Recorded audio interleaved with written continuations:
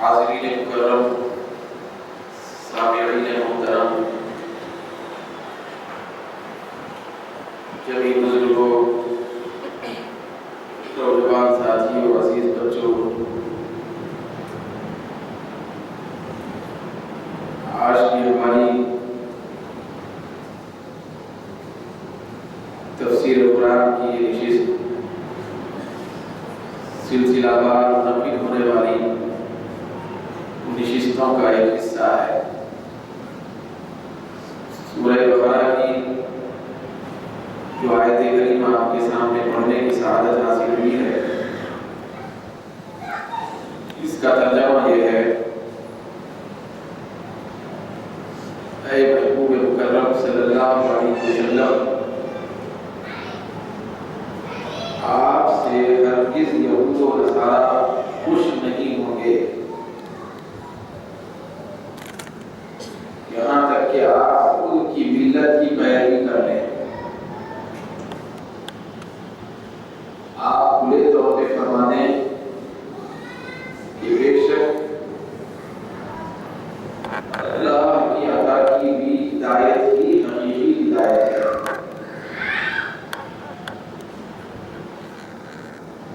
یہ جو آیت کریمہ آپ کے سامنے مکمل پڑھی گئی ہے، اس کا ایک ابتدائی جملہ آپ کے سامنے دوبارہ پڑھ کر اس کا ترجمہ بطور خاص پیش کیا جاتا ہے تاکہ آنے والی گفتگو کا ماحصل اور آنے والی گفتگو کا خصوصی تصور آپ کے اور ہمارے سامنے آ جائے۔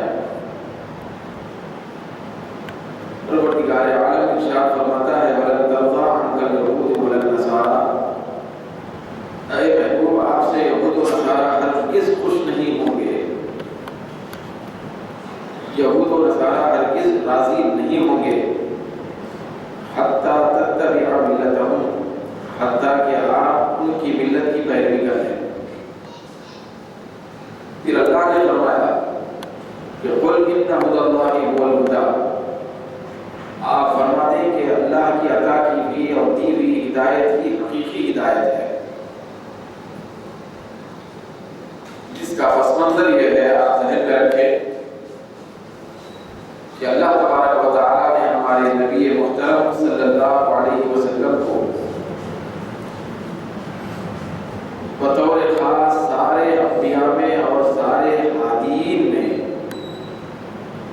ہدایت کا اور ہدایت دینے کا سر چشمہ اور مرکز بنا کر مبعوث فرمایا ہے۔ گویا کہ ہمارے نبی ہدایت کا ایک منبع اور مرکز اور سر چشمہ ہے، اور ایسے مرکز ہیں کہ قیامت تک ہر ایک کو اسی مرکز ہدایت سے ہدایت کی خیرات نصیب ہونے والی ہے۔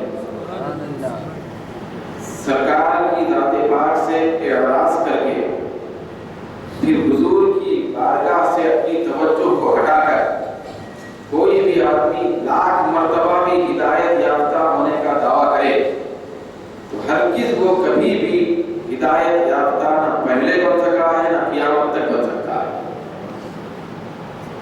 کیوں؟ اس لیے کہ اللہ تبارک و تعالیٰ نے اپنے نبی محترم رحمت عالم صلی اللہ علیہ وسلم کو اپنی ہر قسم کی ہدایت کا مرکز بنا کر بھیجا۔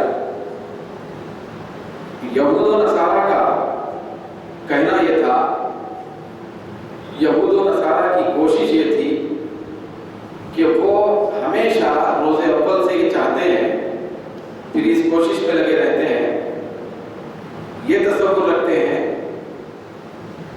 کہ حقیقی ہدایت یافتہ ہم ہیں، اور ہماری ملت اور مذہب میں پھر ہمارے دین میں جو داخل ہوگا وہی حقیقی ہدایت یافتہ کہلائے گا۔ تو یہ لوگ اپنے مذہب کی طرف بلانے کے لیے ایڑی چوٹی کا زور لگاتے ہیں۔ کون؟ یہود و نصارہ۔ ایسے تو دنیا میں بسنے والا ہر مذہب، پھر دنیا میں پلنے والا ہر دین، ہر مذہب کہ اس کے مذہب کے افراد کی میجارٹی بڑھے۔ ہر مذہب والا یہ چاہتا ہے کہ ہمارا مذہب پروان چڑھے، پھر ہمارے مذہب کا ساری دنیا میں پرچار رہے، پھر ہمارا مذہب ہی بحیثیت مذہب سارے مذہبوں پر غالب رہے۔ ہر مذہب والا یہی فکر رکھتا ہے، لیکن یہ فکر سارے مذاہب میں جو اسلام کے علاوہ ہے، سارے مذاہب میں سب سے زیادہ یہ فکر، سب سے زیادہ اس قسم کا تصور یہود و نصارہ میں پایا جاتا ہے۔ آپ جب گہرائی کی نظر سے مطالعہ کریں گے، پھر یہ جو دن ہمارے چل رہے ہیں یا پہلے گزرے ہیں یا آنے والے ہیں، اس کے اوپر ذرا فکر کریں گے، ذرا بنظر غائب جائزہ لیں گے، تو آپ کو ہم کو اچھی طریقے سے سمجھ میں آئے گا کہ مسلمانوں کے بہت سارے طبقے دشمن، بلکہ خطرناک دشمن بنے ہوئے ہیں۔ بہت سارے لوگ ہیں جو ان کے اپنے مذہبی تعلیمات کو بھی پس پش ڈال کر مسلمانوں کی دشمنی کو روز بروز اپنی زندگی کا وتیرہ بنا کر چل رہے ہیں۔ لیکن سارے دشمنوں میں سب سے زیادہ خطرناک دشمنی پر کوئی قوم ہے تو وہ یہود ہے۔ پھر اس کے بعد نمبر 2 جو قوم مسلمانوں کی سب سے بڑی دشمن ہے وہ مشرکین ہے۔ اسی طرح یہودیوں کے پیچھے ان کی پیروی کرتے ہوئے نصارہ اور عیسائی بھی مسلمانوں کے خطرناک دشمن نظر آتے ہیں۔ یہ دشمنی کیوں ہے؟ کیا کرنا چاہتے ہیں دشمنی سے؟ مسلمانوں کے پیچھے کیوں پڑتے ہیں؟ پھر مسلمانوں کو لالچ کیوں دیتے ہیں؟ پھر مسلمانوں کو اپنے فکر سے آشنا کیوں کراتے ہیں؟ تو اس کا واحد مقصد یہ ہے کہ وہ چاہتے ہیں کہ روئے زمین پر سب سے زیادہ تیزی کے ساتھ، سرعت کے ساتھ، جلد کے ساتھ جو مذہب پھیل رہا ہے وہ مذہب اسلام ہے۔ تو لہذا وہ یہ چاہتے ہیں کہ ہماری ملت کو، ہمارے مذہب کو، ہمارے نام نہاد دین کو کہیں نقصان نہ پہنچے اسلام سے۔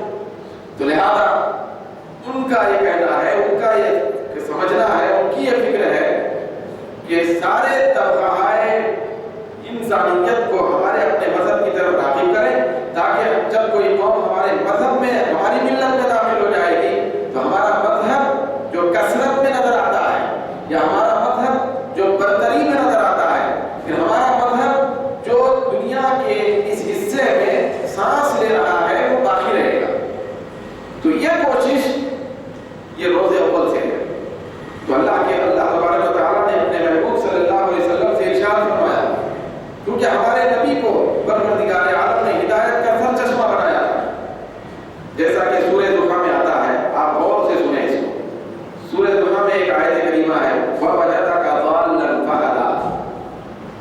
اس کے اندر اللہ تبارک و تعالیٰ نے جو ارشاد فرمایا ہے، اس کی مختلف توجیحات و تفسیرات اور ترجمے مختلف مترجمین اور مفسرین نے پیش کیے ہیں، لیکن بہت ساری تفسیروں کا نچوڑ میں آپ کے سامنے ترجمے کی صورت میں رکھنا چاہتا ہوں کہ اللہ تبارک و تعالیٰ نے فرمایا وَوَجَدَكَ، اے محبوب اس رب نے آپ کو پایا،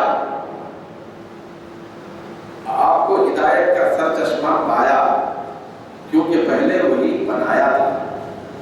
تو اے محبوب آپ کو ہدایت کا سر چشمہ اس رب نے پایا، تو ضَالًّا فَهَدَىٰ، تو گمراہ کو آپ کے ذات کے ذریعے سے ہدایت عطا فرمایا۔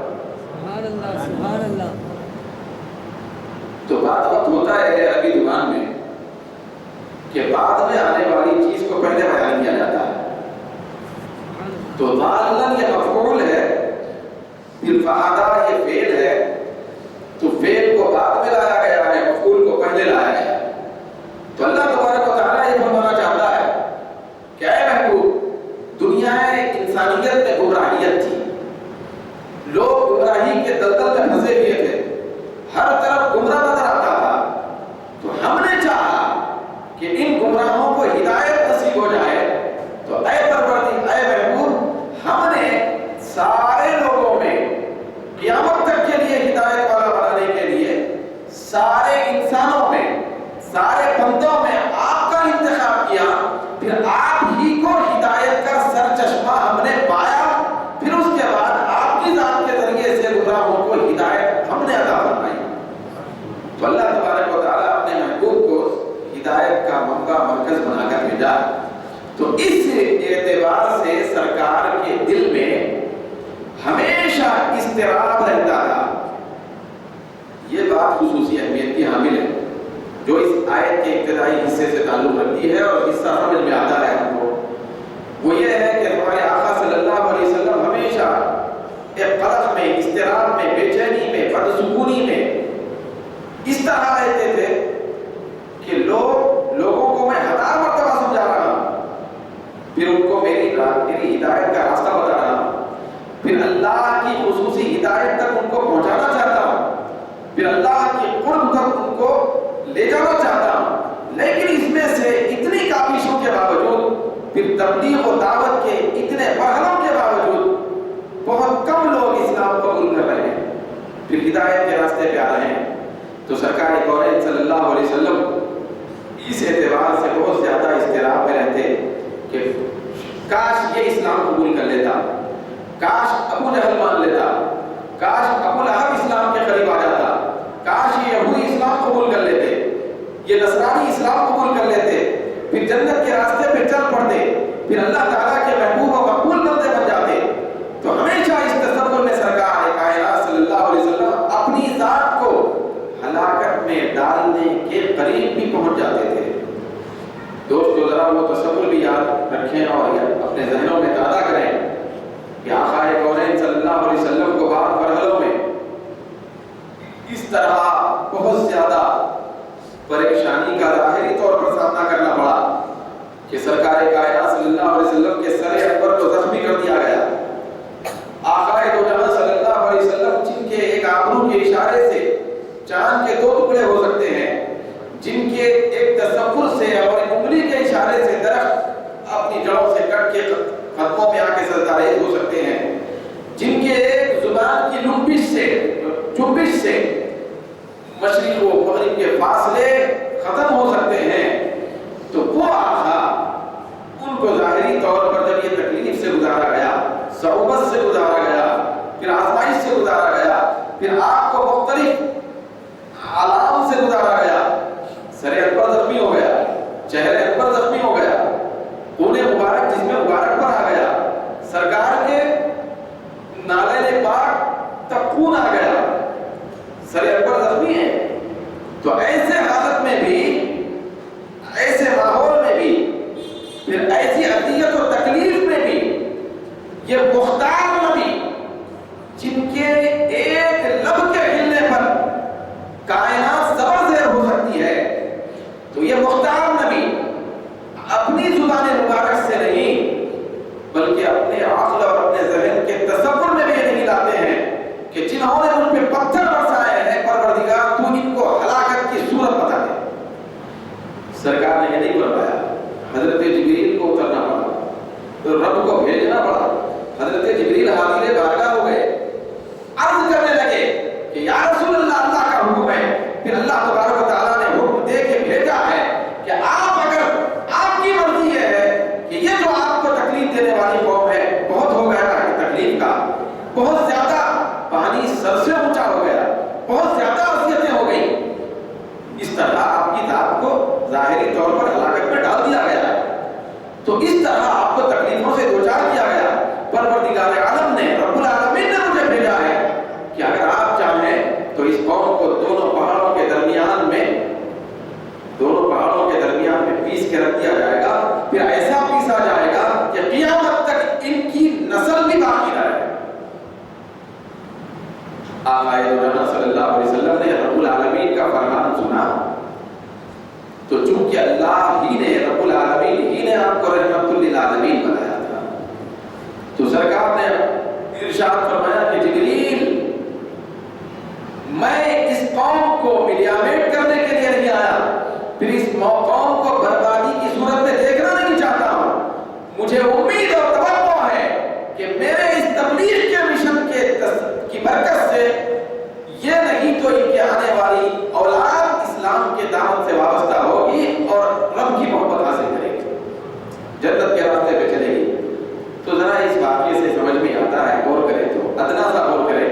تو اس سے سمجھ میں آتا ہے کہ رب بھی چاہتا ہے کہ اس بدبخت قوم کو پیس دیا جائے. پھر جبریل کے دل کے اندر بھی اس طرح کا غصہ ہے کہ اس قوم کو دونوں پہاڑوں کے درمیان میں چکی کی طرح پیس کے رکھ دیا جائے. لیکن سرکار دو عالم صلی اللہ علیہ وسلم کا ارشاد ہوتا ہے کہ میں اس قوم کو ختم کرنا نہیں چاہتا ہوں, پھر اس قوم کو ہلاکت کی صورت دینا نہیں چاہتا ہوں, بلکہ اس قوم کو جنت کا راستہ بتانا چاہتا ہوں. میں یہ پسند نہیں کرتا کہ یہ قوم ختم ہو جائے, کیونکہ مجھے بڑی توقع ہے پھر یہ میرے شدت کے ساتھ تبلیغ کا جو مشن میں جاری رکھا ہوں, اس کی برکت سے ان کے آنے والی نسل ہدایت کے راستے پہ آ جائے گی. تو سرکار نے یہ جو جملہ فرمایا تو یہ بڑا قابل غور ہے اس موضوع کے اعتبار سے, مناسبت رکھتا ہے وہ اس اعتبار سے کہ سرکار کے دل کے اندر صرف یہ تصور کار فرما ہوتا تھا کہ قوم کو ہدایت مل جائے, قوم کو جنت کا راستہ مل جائے, قوم کو رب کی محبت مل جائے. جو قوم رب کو چھوڑ کر, خالق حقیقی کو چھوڑ کر 360 خدا جھوٹے خداؤں کے پیچھے دوڑ رہی ہے, وہ قوم پلٹ کر پھر خالق دو جہاں کے راستے پہ چل پڑے. تو یہ تصور تھا. تو ہدایت کا سرچشمہ چونکہ اللہ نے بنایا تھا, تو اسی لیے آپ کے دل کے کیفیات ہمیشہ قوم کی ہدایت کے اندر مشغول رہتے تھے کہ قوم کو ہدایت ملے. تو اس طرح سرکار دو عالم صلی اللہ علیہ وسلم اپنے آپ کو ہلاکت میں ڈال کر بھی, پھر اپنے آپ کو صعوبت و مصیبت سے دوچار کر کے بھی قوم کی ہدایت کے پیچھے رہتے تھے.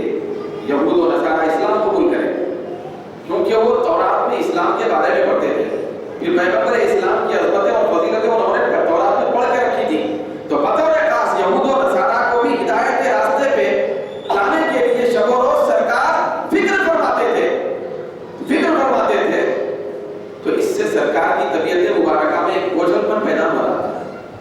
پھر سرکار کے ذہن مبارک پر ایک بات پڑ رہا تھا کہ اتنی فکر کہ کوئی بھی باپ اپنے اکلوتے بیٹے کے سلسلے میں ایسا نہیں سوچ سکتا. تو اتنا زیادہ فکر کرنا جس سے طبیعت مبارکہ پر ایک شاخ بنا رہا تھا, تو رب العالمین کو گوارا نہیں ہوا. تو رب العالمین نے آیت مبارکہ نازل فرمائی کہ اے میرے محبوب اور اے میرے رسول, اے میرے مصطفیٰ, میں نے سب اچھوں میں چن کے تجھ کو اچھا بنایا ہے, سب پیاروں میں تجھ کو سب سے زیادہ اپنا پیارا بنایا ہے. اس لیے نہیں بنایا ہے کہ تو ان لوگوں کی ہدایت کی فکر کر کے اپنی جان کو خطرے میں ڈالے.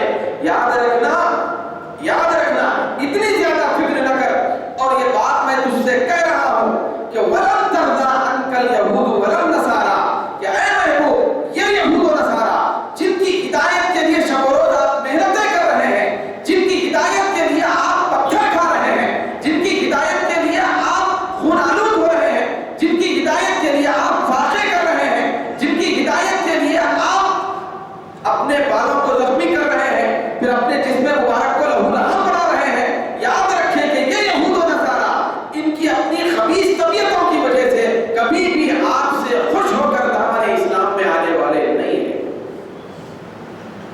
تو ذرا ان کو سمجھانا چھوڑ دیں اور ان کو راہ ہدایت پر لانے کا خیال چھوڑ دیں. یہ اللہ کو کہنا پڑا.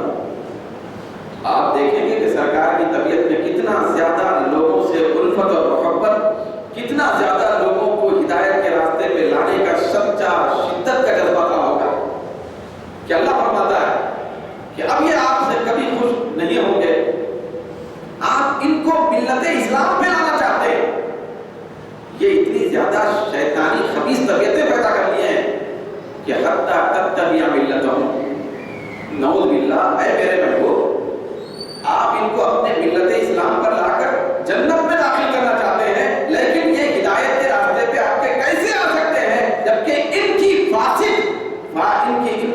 فاسد فکر یہ ہے کہ یہ الٹا آپ کو اپنی ملت میں لے جانا چاہتے ہیں. بھئی آپ سید المرسلین ہونے کے باوجود, پھر آپ حبیب رب العالمین ہونے کے باوجود, پھر خاتم النبیین ہونے کے باوجود ان کا باطل عقیدہ اور باطل سوچ دیکھیے. اے محبوب کی آپ کو اپنی ملت میں لے جانا چاہتے ہیں. بھئی ان کی ملت کیا تھی؟ پھر یہاں پہ یہ بھی عرض کروں کہ ملت کہتے ہیں کس کو ہے؟ جیسے کہ اردو میں بہت سارے مخررین بھی استعمال کرتے ہیں، بہت سارے لوگ کہتے رہتے ہیں ملت ملت. تو ملت کی تعریف مفسرین نے بہت سارے انداز میں کی ہے. خصوصی طور پر امام راغب نے ملت کا بہت بڑا جامع تصور لوگوں کے سامنے پیش کیا ہے. ملت کہتے ہیں الطریقۃ المشروعۃ. عربی زبان میں ملت کی تعریف یہ ہے کہ الطریقۃ المشروعہ، شرعی طور پر جو اللہ تبارک و تعالیٰ نے راستہ مقرر کیا ہے وہ ملت ہے، جس کے اندر شریعت کا تصور ہو، جس کے اندر اللہ کے پیغام کا تصور ہو، جس کے اندر اللہ تبارک و تعالیٰ کے قول کا تصور ہو. تو شرعی مقرر کیے ہوئے طریقے کو ملت کہتے ہیں. لیکن بعد وقت شرعی طور پر مقرر کیا ہوا جو طریقہ نہیں ہوتا، یعنی اللہ کا مقرر کیا ہوا طریقہ نہیں ہوتا، بندے اپنے طور پہ ایک طریقہ نکال لیتے ہیں، پھر اس پہ وہ چل پڑتے ہیں. وہ باطل طریقہ ہوتا ہے، لیکن مجازی طور پر اس کو بھی ملت کہا جاتا ہے. کیوں؟ اس لیے کہ وہ قوم اس کو ملت کہتی ہے. تو یہ جو یہود و نصارہ کی کوئی ملت نہیں تھی، یہ کوئی شرعی طریقہ اختیار کیے ہوئے نہیں تھے. بھائی اس سے زیادہ غیر شرعی طریقہ کیا ہو سکتا ہے کہ یہ اللہ کے آخری نبی کو اپنے مذہب میں کھینچ کے لے جانا چاہتے ہیں. تو یہ ملت کیسے ہو سکتی ہے؟ یہ سب سے زیادہ باطل طریقہ. تو خیر، یہ سرکار دو عالم صلی اللہ علیہ وسلم کی ذات کے بارے میں ناپاک سازشیں کرنے والی قوم تھی. تو اللہ رب العزت نے فرمایا کہ اس قوم کے پیچھے آپ نہ جائیں، اس قوم کو نہ بلائیں، اس قوم کو اپنی دعوت کا حصہ نہ بنائیں، اس قوم کو تبلیغ کا حصہ نہ بنائیں. پھر اس کو ہدایت کے راستے پہ لانے کی سوچ کر شب و روز پھر اپنی ذات کو متاثر نہ کریں، کیونکہ یہ قوم ہدایت پہ آنے والی نہیں ہے. حدیث شریف احادیث میں بہت سارے مقامات پہ آیا ہے کہ سرکار صبح شام اسی محنت میں رہتے تھے، اسی فکر میں رہتے تھے کہ قوم کو ہدایت مل جائے. اور اس کے بعد اللہ رب العزت نے فرمایا، یہ قوم کا تصور بن چکا تھا کہ وہ جو یہود و نصارہ کی قوم تھی وہ اپنی ہی گھڑی ہوئی ملت کو اور اپنے ہی گھڑی ہوئی مذہب کو، گھڑے ہوئے مذہب کو ہدایت سمجھتے تھے. اور ایسے تو ہر مذہب والا یہ سمجھتا ہے. آپ کسی بھی مذہب والے کو پوچھیں، بھائی تیرے پاس تیرا مذہب حق ہے، تو وہ کبھی نہیں کہے گا کہ نہیں میرا مذہب نہ حق ہے. کبھی نہیں کہے گا. ہر آدمی، ہر مذہب والا اپنے مذہب کو سچا سمجھتا ہے. تو اللہ تبارک و تعالیٰ نے آگے دو انداز میں فرمایا، اگر کوئی طبقہ، کوئی قوم، کوئی فرد، کوئی شخص اپنے طور پر اپنے اختیار کیے ہوئے مذہب کو، نام مذہب کو سچا سمجھ رہا ہے، پھر اس کو حق سمجھتا ہے، اسی کو ہدایت سمجھتا ہے، تو یہ بہت بڑی غلطی میں ہے. کیونکہ اللہ رب العزت فرماتا ہے قل ان ھدی اللہ ھو الھدی، کہ اے محبوب آپ ان لوگوں سے فرما دیں کہ یہ جو دعوے دار ہیں کہ اپنے مذہب کو حق سمجھ رہے ہیں، پھر اپنے مذہب کو ہدایت والا مذہب سمجھ رہے ہیں، آپ فرما دیں کہ اللہ کی عطا کی ہوئی ہدایت ہی حقیقت میں ہدایت ہے. بھئی اس کے علاوہ جو بھی راستے ہیں، اگرچہ کوئی آدمی لاکھوں کروڑوں مرتبہ یہ اظہار کرے کہ میرا مذہب، میری ملت، پھر میرا دین، پھر میرا مانے جانے والا جو مذہب ہے وہ حق ہے، تو وہ ناحق ہے. حق مذہب وہی ہے جو اللہ کا عطا کیا ہوا ہے. پھر اللہ کا عطا کیا ہوا مذہب کیا ہے؟ بھئی اس کی ملت کیا ہے؟ تو اس کو اللہ رب العزت نے قرآن مجید میں ابتدائی سورہ فاتحہ میں صراط مستقیم کا نام دیا. ہدایت جو اللہ تبارک و تعالیٰ کی خصوصی عطا کی ہوئی ہوتی ہے تو اس کو صراط مستقیم کہا گیا ہے. صراط مستقیم یہ اللہ کی خصوصی ہدایت کا نام ہے. تو صراط مستقیم جو ہوتا ہے، جس کو اللہ رب العزت نے خود ہدایت فرمایا ہے اور اللہ تک لے جانے والی ہدایت یہی ہے، تو یہ جو ہدایت ہے یہ خصوصی ہدایت ہے جو اللہ تبارک و تعالیٰ اپنے خاص بندوں کو عطا فرماتا ہے. پھر پروردگار عالم نے ایک عام ہدایت بھی بنایا ہے، ایک عام ہدایت بھی رکھا ہے جو عام بندوں کو نصیب ہوتی ہے. چنانچہ مفسرین فرماتے ہیں کہ ہدایت کی 3 قسمیں ہوتی ہیں.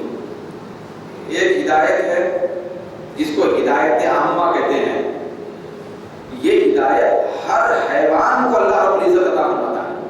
ہر جاندار, چاہے وہ چرند ہو یا پرند ہو یا چونٹی ہو, حیوانات ہو یا انسان, ہر ایک کو یہ ہدایت ملتی ہے جس کا ذکر اللہ تبارک و تعالیٰ قرآن مجید میں فرمایا کہ وَأَعْطَىٰ كُلَّ شَيْءٍ خَلْقَهُ ثُمَّ هَدَىٰ. اللہ فرماتا ہے کہ اللہ رب العزت ہر چیز کو پیدا فرمایا پھر اس کو ہدایت عطا فرمایا. چونٹی کو پیدا فرمایا, ہدایت عطا فرمایا. جانوروں کو پیدا فرمایا, ہدایت عطا فرمایا. پھر انسانوں کو بھی پیدا فرمایا, ہدایت عطا فرمایا.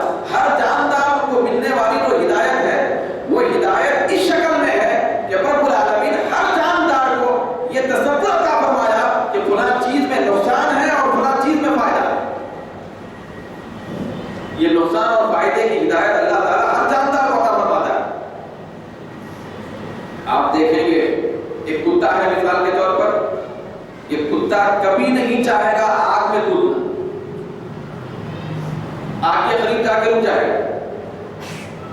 بھائی اس کو تو عقل ہی نہیں, اس کو نقصان اور نفع کی چیز سمجھ میں نہیں آنا چاہیے, وہ سوچ ہی نہیں سکتا.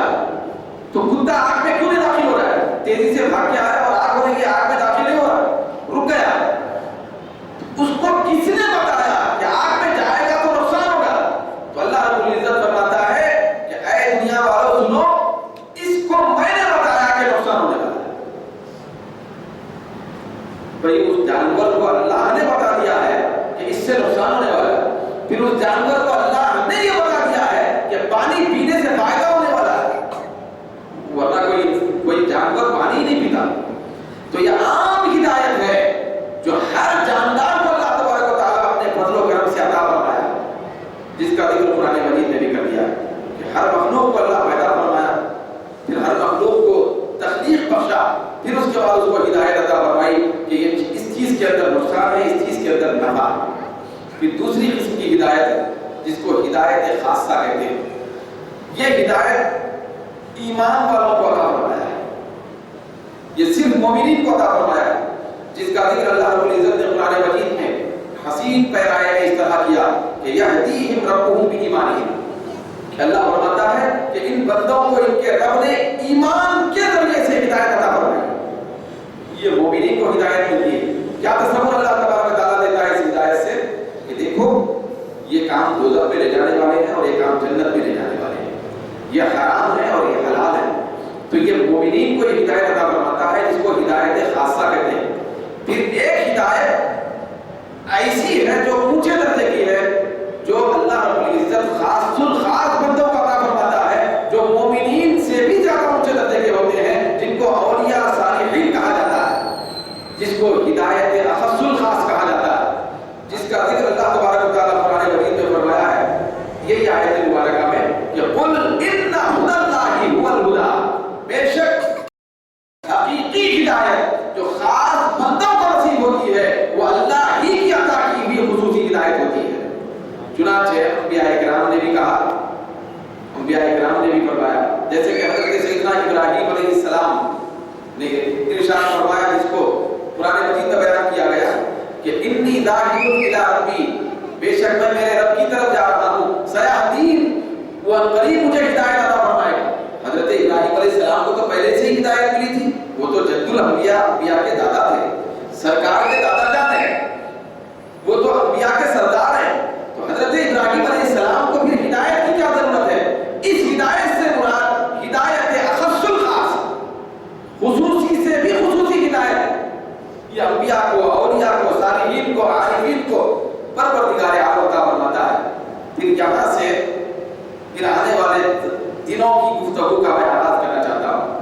یہ جو ہدایت ہے خاص الخاص کی ہدایت, جو بالکل خاص الخاص اللہ کے بندوں کو اللہ رب العزت اپنے غیب کے خزانوں سے عطا فرماتا ہے, وہ حضرت ابراہیم علیہ السلام کو بھی عطا فرمایا, حضرت اسماعیل علیہ السلام کو بھی عطا فرمایا, حضرت موسیٰ علیہ السلام کو بھی عطا فرمایا, حضرت عیسیٰ علیہ السلام کو بھی عطا فرمایا, حضرت ادریس علیہ السلام کو عطا فرمایا, حضرت یونس علیہ السلام کو عطا فرمایا.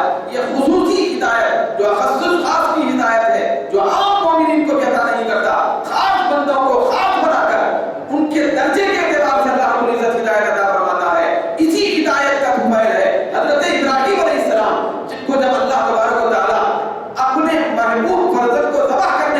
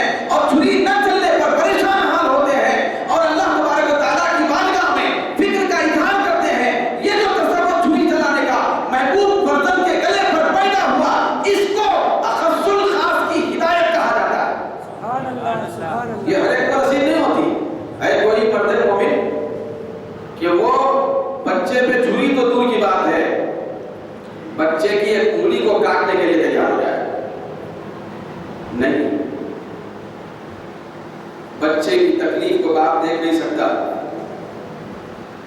بچے کے درد کو ماں برداشت نہیں کر سکتی، بچے کے بلکنے کو ماں باپ ہرگز قبول نہیں کر سکتے۔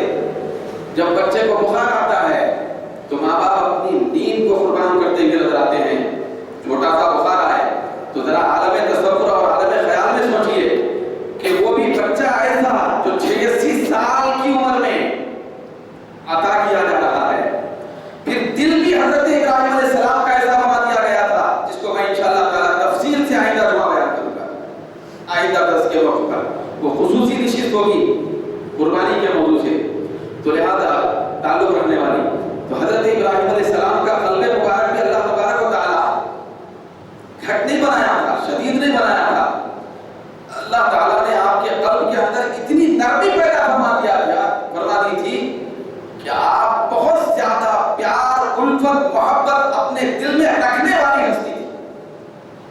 اس کے ساتھ دوسروں کے بچوں کے ساتھ، اس کے ساتھ دوسروں کے بچے کے ساتھ، میں ایک جملے میں آج کے درس میں عرض کروں کہ آج ایک بہت زیادہ نرم دل باپ اپنے بیٹے سے اتنی محبت اور الفت اور پیار نہیں رکھتا جتنا کہ حضرت ابراہیم علیہ السلام دوسروں کے بچے سے محبت رکھتے تھے۔ یہ دیکھیے عجیب امتحان ہے، محبت بھی ایسی کثیر، محبت بھی ایسی عظیم ڈال دی گئی۔ پھر اس کے بعد اللہ تبارک و تعالیٰ حکم دیتا ہے محبت حد سے زیادہ بیٹے کی ڈال کر کیا حکم دیتا ہے؟ اب ذبح کر۔ یہ ہے امتحان کا وقت، یہ ہے آزمائش کا وقت، یہ ہر ایک نہیں کر سکتا، یہ ہر ایک نہیں کر سکتا ہے، پھر اس راستے سے ہر ایک نہیں گزر سکتا، گزرتا وہی ہے جس کو رب العالمین کی جانب سے اخص الخاص کی ہدایت نصیب ہوتی ہے۔ تو حضرت ابراہیم کو بھی یہ ہدایت نصیب ہوئی، تو اسی لیے اللہ فرماتا ہے ان ھدی اللہ ھو الھدی، کہ حقیقی ہدایت صرف اللہ کی ہوتی ہے، جو ہر ایک کو اس کے اپنے دل اور قلب کے اعتبار سے اللہ تعالیٰ عطا فرماتا ہے۔ تو یہ حضرت ابراہیم علیہ السلام کی ہدایت ہوئی جو اللہ نے ان کو عطا فرمایا۔ حضرت ابراہیم علیہ السلام جب یہ عمل فرما رہے تھے تو فرشتے کی حیرت سے دیکھ رہے تھے کہ اتنا محبت رکھنے والا باپ چھری چلا رہا ہے، چھری چلا رہا ہے، پھر چھری کے نہ چلنے پر فکر مند ہے، حالانکہ فکر ہونا تھا چھری کے چلنے پر کہ اب چھری چل رہی ہے کیا کروں، نہ چلنے پہ فکر مند ہو رہے ہیں، متفکر ہیں، فرشتے پریشان حیران ہیں، حیرت سے دیکھ رہے ہیں، زمین کے ذرات گواہ ہیں، فضائیں گواہ ہیں، مشرق و مغرب حیرت سے تک رہے ہیں کہ کیسا عمل ہو رہا ہے، یہ کیسا نرالا انداز، پھر انوکھا صبر دیکھا جا رہا ہے، یہ کیسی بے مثال قربانی ہو رہی ہے۔ لیکن بخدا حضرت ابراہیم کے دل سے اگر کوئی پوچھے تو وہ یہی کہتے ہوئے نظر آئیں گے کہ نہیں نہیں، میں جب فرزند کو ذبح کر رہا تھا اور چھری چلا رہا تھا تو میں فکر مند نہیں تھا، میرے دل میں اذیت اور الم کا احساس نہیں تھا، بلکہ میں اپنے دل میں بہت زیادہ خوش ہو رہا تھا کہ چلو مجھے اخص الخاص کی ہدایت کے راستے پہ اللہ نے ڈال دیا ہے۔ تو یہ ان کو تو خوشی ہو رہی تھی، خوشی ہو رہی تھی، یہ تو والد کا ہوا۔ پھر بیٹے کے اخص الخاص کی ہدایت حضرت اسماعیل علیہ السلام سے حضرت ابراہیم علیہ السلام سب سے پہلے پوچھ لیتے ہیں کہ بیٹے اس طرح میں نے خواب دیکھا انی اری فی المنام انی اذبحک فانظر ماذا تری، کہ میں آپ کو دیکھ رہا ہوں کہ میں ذبح کر رہا ہوں، آپ کا کیا خیال ہے؟ میں نے خواب میں دیکھا ہے کہ آپ کو ذبح کرنا، آپ کا کیا خیال ہے؟ حضرت ابراہیم علیہ السلام نے کھلے طور پہ یہ بھی نہیں فرمایا کہ میں آپ کو اللہ کے حکم سے ذبح کرنا چاہتا ہوں، نہیں، قرآن میں ایسا نہیں آیا، یہ قرآن میں سورہ صافات میں آیا ہے کہ اللہ کے خلیل نے فرمایا کہ بیٹے میں خواب دیکھ رہا ہوں کہ آپ کو ذبح کر رہا ہوں، خواب میں آپ کا کیا خیال ہے؟ تو حضرت اسماعیل علیہ السلام کے اس آداب فرزندی والے جواب کو ملاحظہ فرمائے کہ حضرت اسماعیل علیہ السلام یہ نہیں کہتے پلٹ کے پوچھے ہی نہیں کہ ابا جان اس کا مطلب کیا ہے۔ حضرت اسماعیل اسماعیل نے نہیں پوچھا، کسی روایت میں کوئی نہیں بتا سکتا کہ حضرت اسماعیل علیہ السلام نے پلٹ کے پوچھا کہ ابا جان خواب کی تعبیر کیا ہے؟ حالانکہ خواب کے بعد تعبیر ہوتی ہے، خواب کی تعبیر کیا ہے؟ حضرت اسماعیل علیہ السلام نے فوری عرض کیا ففعل، کہ ابا جان آپ اس کو کر گزریے، آپ ذبح کریے، میں ذبح ہونے کے لیے تیار ہوں، ستجدنی انشاءاللہ من الصابرین، آپ انشاءاللہ مجھے صابر پائیں گے۔ تو بیٹے تیار ہو گئے، چھری چلنے کا وقت ہے، چھوٹی موٹی اذیت نہیں ہے، گلا کٹنے والا ہے، حلقوم چھیدے جانے والا ہے، خون نکلنے والا ہے، زندگی ظاہری جو ہے اس کا اختتام ہونے والا ہے، درد و الم کے راستے سے گزرنے والے ہیں، آخری سانس کی بات ہو رہی ہے، آخری گھڑی کی بات ہو رہی ہے۔ حضرت اسماعیل علیہ السلام بخوشی اس کو قبول کرتے ہیں، قبول ہی نہیں کرتے ہیں، پھر اس کے بعد حضرت اپنے والد گرامی کی بارگاہ میں جو کلمات عرض کرتے ہیں، جیسا کہ حدیثوں میں آتا ہے، آپ عرض کرتے ہیں کہ ابا جان آپ میرے گلے پر آنکھوں سے دیکھتے ہوئے چھری نہیں پھیر سکیں گے۔ تو والد گرامی نے فرمایا بیٹے کیا کہتے ہو؟ تو حضرت اسماعیل نے عرض کیا ابا جان آپ اپنی آنکھوں پہ پٹی باندھ دیجیے کہ کہیں آپ میرے معصوم اور نورانی چہرے کو دیکھ کر، بیٹے کے چہرے کو دیکھ کر کہیں چھری کے پھیرنے میں اور زور لگانے میں کہیں تحمل کا شکار نہ ہو جائے، کہیں آپ کے اندر تردد پیدا نہ ہو جائے، کہیں محبت بسر غالب نہ آ جائے۔ حضرت ابراہیم علیہ السلام اپنے والد کی بارگاہ، حضرت ابراہیم علیہ السلام کی بارگاہ میں حضرت اسماعیل علیہ السلام یہ مشورہ دیتے ہیں اور یہ عرض کرتے ہیں کہ پٹی باندھ لیں۔ حضرت ابراہیم علیہ السلام پٹی باندھ لیتے ہیں۔ تو اس طرح کا یہ جو معاملہ پیش آ رہا ہے تو یہ ہر ایک کے بس کی بات نہیں ہے، یہ ہر ایک نہیں کر سکتا، یہ وہی بندہ خاص الخاص بندہ کر سکتا ہے جس کو خاص الخاص کی ہدایت اللہ عطا فرماتا ہے۔ تو ان کے لیے یہ کوئی بڑی مشکل بات نہیں ہو سکتی، یہ کوئی بڑی مصیبت نہیں ہو سکتی، یہ کوئی بہت بڑا امتحان نہیں ہو سکتا۔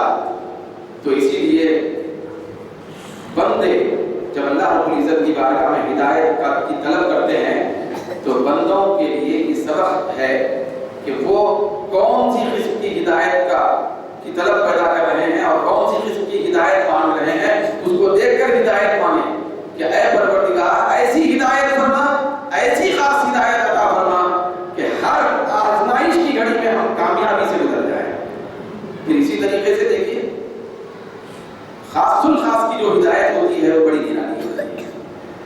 پھر اس کے بعد بندے کے لیے کوئی چیز غیر مشکل کبھی نہیں ہو سکتی ہے، کبھی نہیں ہو سکتی ہے۔ آج اگر بڑی عمر ہو جائے، صرف بڑی عمر ہو جائے، تعلیم حاصل کرنے کے لیے اگر کوئی آدمی کہے کہ آپ ذرا جا کے مدرسے میں تعلیم حاصل کریں، بڑی عمر 80 سال عمر ہے، 70 سال عمر ہے، 50 سال عمر ہے کہ آپ جا کے مدرسے میں داخلہ لے کے پڑھیں، تو آدمی خفت محسوس کرتا ہے کہ میں بچوں میں بیٹھ کے کیسے پڑھوں، میں اس عمر میں کیسے تعلیم حاصل کروں۔ لیکن دوستو آپ سے یہ سوال کروں، نبی کا مرتبہ سارے بندوں میں سب سے بڑا ہوتا ہے یا کم؟ سب سے بڑا۔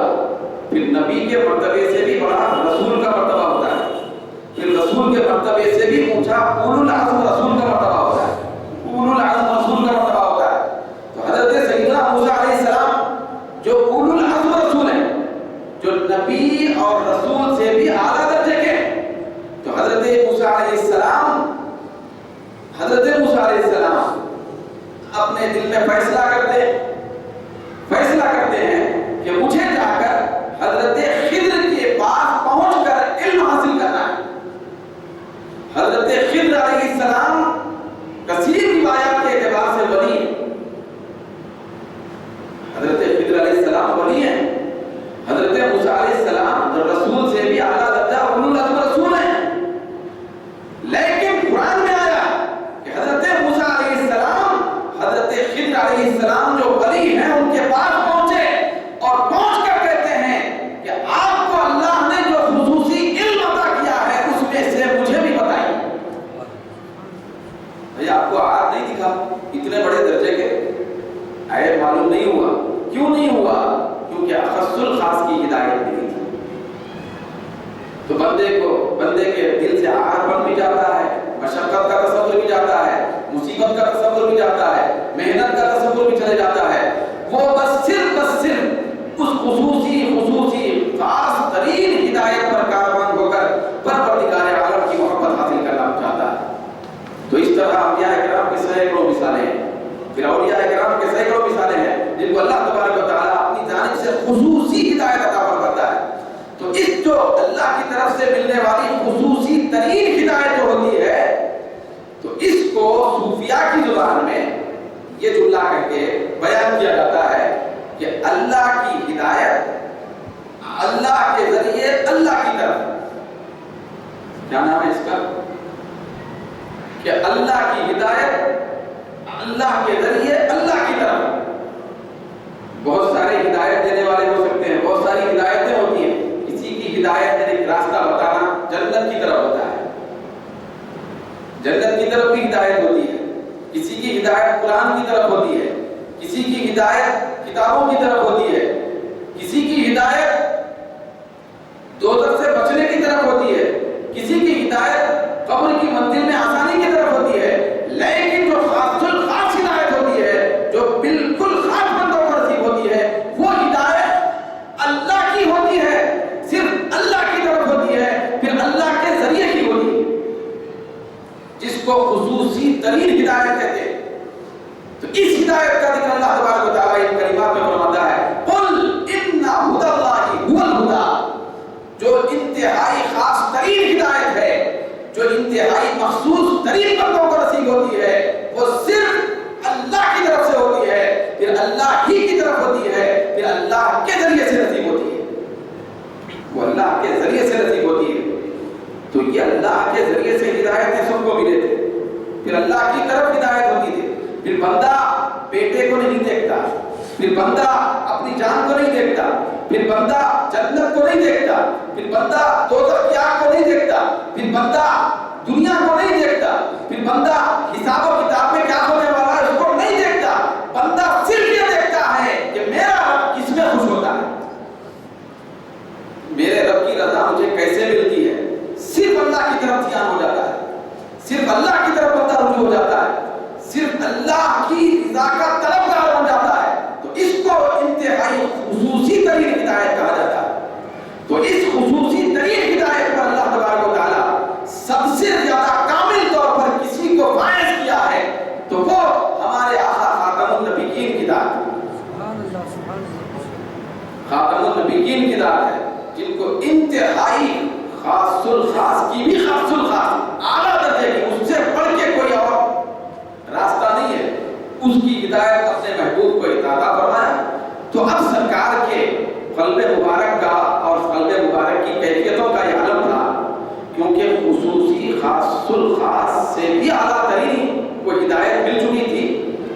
تو سرکار کونین صلی اللہ علیہ وسلم ہمیشہ اپنی ذات کے استغراق میں رہتے تھے، کھوئے ہوئے رہتے تھے، یہ اللہ کی یادوں میں، پھر اللہ کے جلووں میں، پھر اللہ کے تجلیات میں، پھر اللہ کی زیارت میں، پھر اللہ کی رؤیت میں کھوئے ہوئے رہتے تھے، تنہائی میں رہتے تھے، تنہائی پسند ہو گئی تھی۔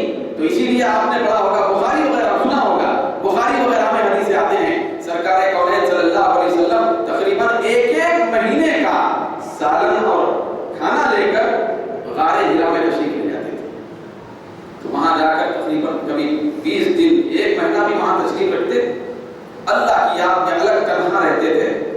تو یہ دراصل وہ خصوصی خاص الخاص سے بھی اعلیٰ ترین ہدایت کا ایک اظہار تھا، وہ کیفیت تھی۔ تو اپنی ذات رب کے جلووں میں بسا چکے تھے، ہمیشہ رب کی یاد میں رہتے تھے، ایک استغراق کی کیفیت میں رہتے تھے، مخلوق اور بندوں کی طرف تصور آنے کا سوال ہی نہیں تھا، سوال ہی نہیں تھا۔ تو اللہ تبارک و تعالیٰ نے اسی لیے فرمایا وَوَجَدَكَ کہ اے میرے محبوب، ہم نے آپ کو اپنی ذات اور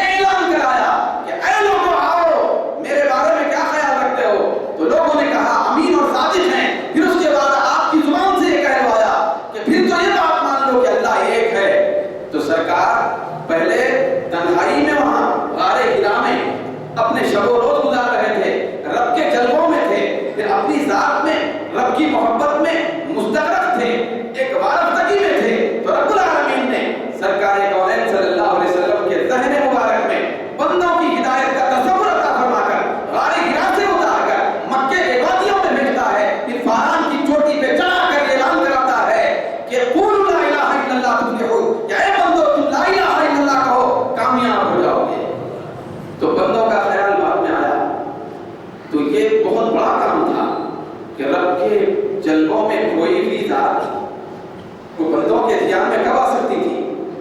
بندوں کے خیال میں کب آ سکتی تھی؟ تو اللہ رب العزت نے آپ کو بندوں کے خیال کی طرف لایا. لانے کے بعد اب خیال اتنا زیادہ مستحکم ہو گیا کہ ہمیشہ رب کے جلووں میں مست بھی رہتے تھے، پھر بندوں کی ہدایت میں بھی رہتے تھے، پھر بندوں کی ہدایت کے اعتبار سے سوچتے بھی تھے. پھر یہ سوچ اتنی بڑی ہوئی تھی کہ کاش کیونکہ میں اپنے انفرادی ان تجلیات اور جلووں کے استغراق سے نکال کر بندوں کی ہدایت کی طرف آیا ہوں، تو لہذا یہ بندے کیوں ہدایت کی طرف نہیں آ رہے ہیں؟ اسی لیے سرکار ہمیشہ متفکر رہتے تھے. بندوں کا خیال بھی بہت زیادہ ہوا کہ ہدایت پہ آئیں. یہ بہت بڑے ظرف کی بات ہے، یہ بہت بڑے اعلیٰ ظرف کی بات ہوتی ہے. حضرت موسیٰ علیہ السلام جب ایک تجلی میں آئے، چھوٹی سی تجلی میں آئے تو بے ہوش ہو گئے تھے، لیکن مصطفیٰ کے دل کا ظرف دیکھیے کہ ادھر رب کے بے پناہ تجلیوں میں بھی ہیں، صرف ایک تجلی میں نہیں، تجلیوں میں بھی ہیں اور مخلوق کی ہدایت میں بھی ہیں. تو مخلوق کی ہدایت میں رہ کر سب روز کوشش فرما رہے ہیں. تو اللہ رب العزت نے فرمایا کہ اے میرے محبوب،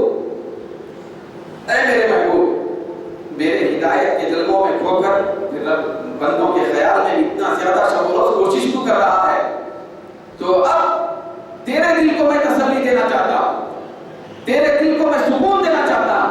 وہ یہ ہے کہ لن ترضى عنك اليهود ولا النصارى، کہ اے محبوب آپ سے یہ یہود و نصارہ ہرگز کبھی خوش نہیں ہوں گے.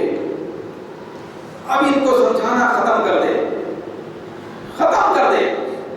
تو اللہ کو یہ کہنا پڑا، حالانکہ اللہ کی عادت مبارکہ یہ ہے کہ وہ تو دوسرے نبیوں کے لیے کہتا ہے کہ ان کو ہدایت کے لیے راستے بتاتے رہیں، پھر ان کو سمجھاتے رہیں، لیکن اپنے محبوب کے لیے فرمایا کہ اب ان کے لیے سمجھانا بند کر دیں کیونکہ یہ راہ ہدایت پہ آنے والے نہیں ہیں. سرکار کونین صلی اللہ علیہ وسلم کو اس طرح اللہ رب العزت نے مرکز ہدایت بنا کر اس دنیا میں جلوہ گر فرمایا اور اس دنیا میں مقبوض فرمایا. تو اب ہدایت کا واحد راستہ یہی ہے، اپنا خیالی راستہ چھوڑے. پھر ایک لفظ سنیں، سرکار جو حق کا پیغام لائے اس کو ہدا کہتے ہیں. اس کو کیا کہتے ہیں؟ ہدا کہتے ہیں. بندے اپنی طبیعت سے جو بناتے ہیں اس کو ہوا کہتے ہیں. ہوا کا معنی خواہش نفس. بندے اپنی طبیعت سے جو بنا لیتے ہیں وہ ہوا ہے. مصطفیٰ اپنی مرضی سے جو بولتے ہیں وہ ہدا ہے. تو ہدا صرف گنبد خضرا کی طرف چلنے میں ہے، سرکار کی اتباع میں ہے، سرکار کی محبت میں ہے، حضور کے عشق میں ہے. تو یہی ایسی چیز ہے کہ جس سے بندہ ہدا کے راستے پہ چلتا ہے. اس کے علاوہ دوسرا رخ اگر اختیار کرتا ہے تو بندہ ہوا کے راستے پہ چلتا ہے، ہوا کے راستے پہ چلتا ہے. تو یہ جتنے بھی قوم تھی، یہود اور نصارہ تورات پڑھنے والی قوم تھی، لیکن چونکہ مصطفیٰ کے راستے سے الگ ہٹ گئے تھے، اسی لیے ان کو ہوا کے راستے پہ چلا دیا گیا اور ہوا کے راستے کے پیروکار کہا گیا. اسی لیے آگے اللہ نے فرمایا وَلَئِن اتَّبَعْتَ أَهْوَاءَهُمْ، ان کے خواہشات نفسانیہ کے پیچھے لوگ چلتے. تو لہذا ہدا صرف مصطفیٰ کے دامن میں ہے، پھر ہوا یہ پورا شیطان کا راستہ ہے. اللہ تعالیٰ سے دعا ہے کہ پروردگار عالم ہم سب کو سرکار کے ہدا کے راستے پہ